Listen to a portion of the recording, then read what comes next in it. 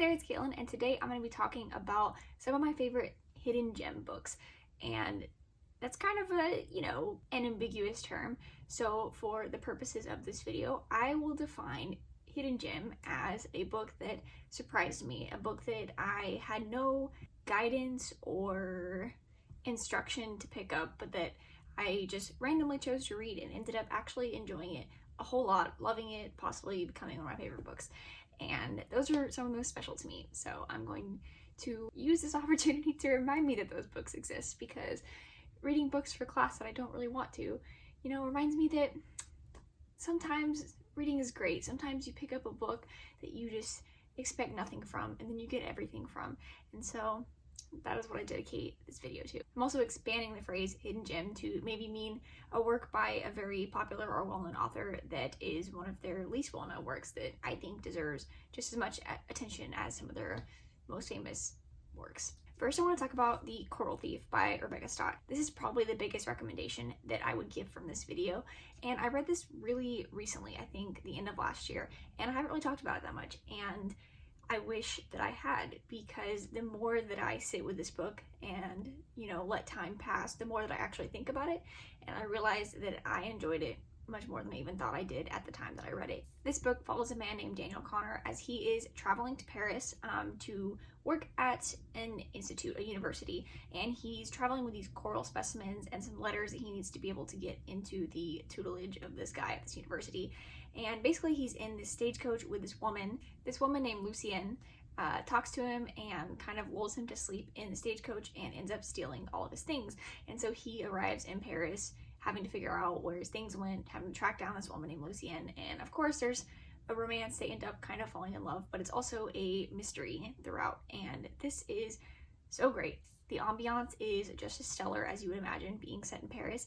And it's also set in the time period of Napoleon's exile, which is interesting, but I think I wasn't as interested in the historical aspect as some people may be while reading this book, because I think the author, Rebecca Stott, really does try to insert that historical timeline in the book by these little sneak peeks into what Napoleon is doing at the time, and just small excerpts reminding you that that's happening.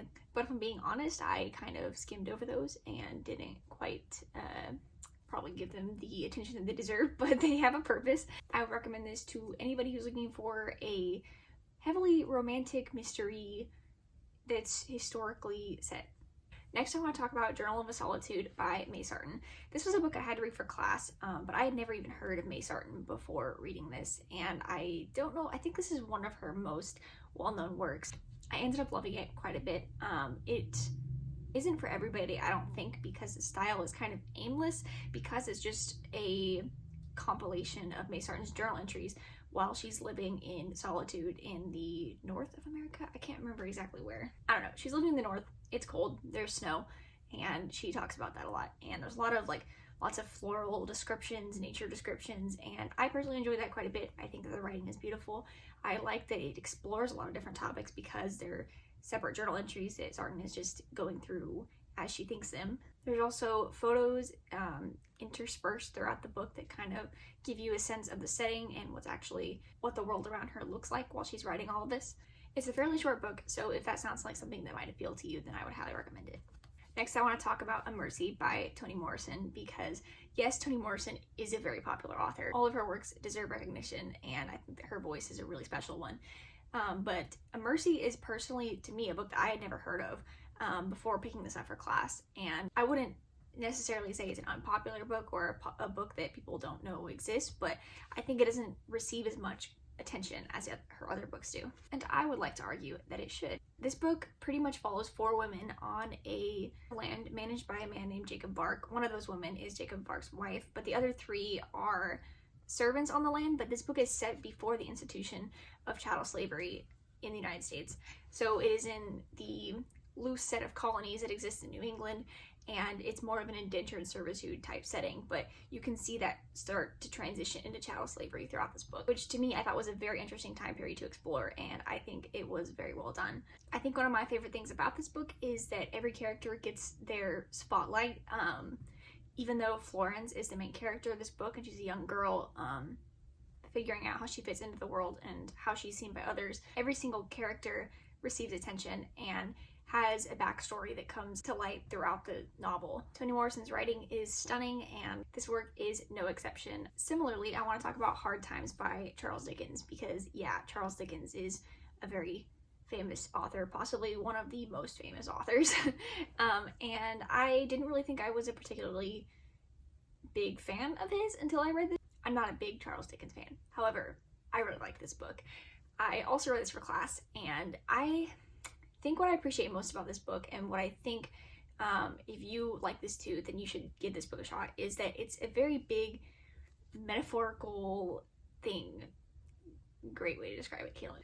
They're using people and families to epitomize concepts and types of being, to give that a bit of a more concrete understanding. Basically, there's a family called the Gradgrinds in this novel, which is a very odd name, but they exist in this town called Coketown, the Gradgrinds of Coketown, and this is set amidst the rise of industrialization.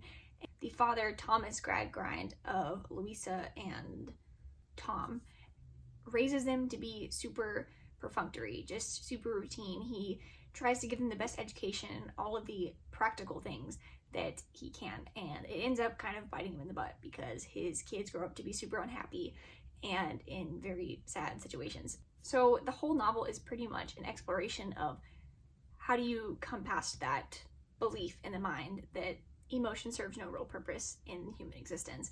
And I just loved that the family was actually a literalization of that sensation of industrialization. That was a very wordy sentence, but I think it kind of got across what I was going for. Finally, I have The Healing by Jonathan Odell, and I also had never heard of this book before I picked it up. I got it at a random book sale, and I thought, okay, the premise sounds interesting, I'm just gonna read it.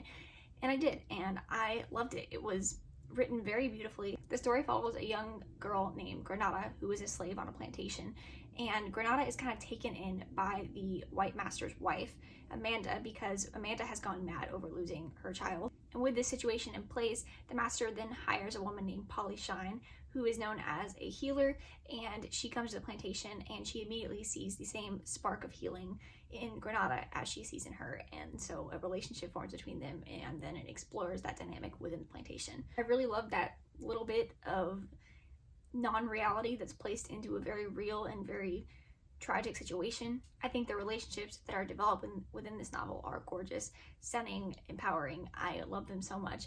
It's been a long time since I read this, but I just remember thinking that it was an absolute gem, which is the whole point of this video. So thank you for watching. I hope you enjoyed that. I also hope that you have found some really special gems in your reading life, and I would love to know what those may be. I'll talk to you soon. Bye.